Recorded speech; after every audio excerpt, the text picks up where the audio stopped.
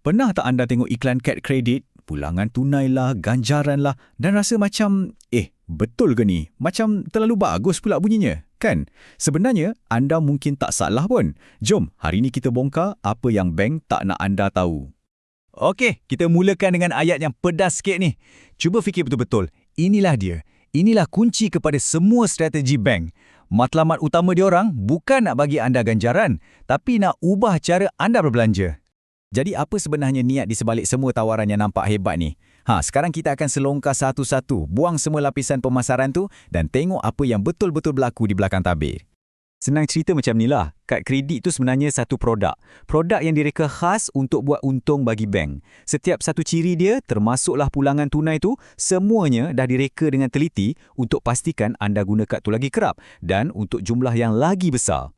Bank ni memang pakar tau tak? Diorang pandai bungkus produk-produk ni supaya nampak macam satu tawaran hebat yang kita rugi kalau tak ambil.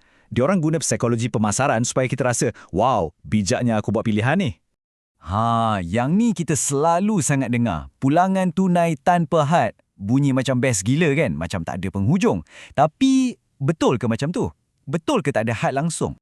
Dan jawapan ringkasnya, tak pun. Perkataan tanpa had tu selalunya datang dengan pakej istimewa, terma dan syarat yang ditulis dengan tulisan kecil-kecil tu.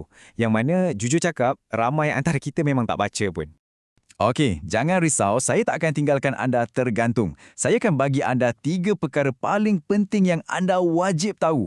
Bila anda dah faham 3 benda ni, percayalah, anda boleh tengok mana-mana tawaran kad kredit tu dan nilai macam seorang pro. Perkara pertama dan paling penting, cashback capping ataupun had pulangan tunai. Okey, bayangkan macam ni. Kad anda tawar 5% pulangan tunai. Tapi ada had, katakanlah RM50 sebulan. Maksudnya, bila pulangan tunai anda dah capai RM50, apa-apa saja yang anda belanja lepas tu, 1 sen pun anda takkan dapat pulangan tunai dah. Inilah rahsia terbesar di sebalik tawaran peratusan tinggi tu. Seterusnya, yuran tahunan percuma. Ramai yang ingat bila dapat kad, yuran tu percuma selamanya. Tak semestinya. Selalunya ada syarat tersembunyi. Contohnya, anda kena buat 12 transaksi setahun atau kena belanja sampai satu jumlah minimum.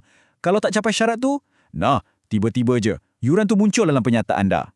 Okey, yang ketiga, perbezaan antara mata ganjaran dengan pulangan tunai. Pulangan tunai ni mudah, ia duit betul yang masuk balik dalam akaun anda. Nilai dia jelas. Tapi mata ganjaran ni, dia boleh jadi rumit sikit. Nilai dia boleh berubah, dia ada tarikh luput dan kadang-kadang anda kena kumpul beribu-ribu mata semata-mata nak tebus barang yang nilainya tak seberapa.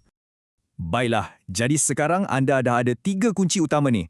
Tahu pasal had pulangan tunai, faham syarat yuran dan nampak beza antara mata ganjaran dengan pulangan tunai. Sekarang, kuasa tu dah ada di tangan anda. Lepas ni, bila anda tengok iklan kad kredit, pandangan anda pasti berbeza.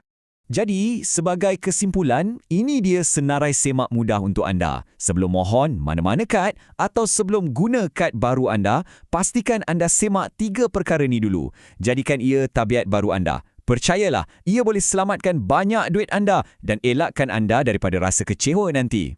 Dan untuk penutup, saya nak tinggalkan anda dengan satu soalan. Cuba buka dompet anda sekarang, tengok kad kredit yang ada tu.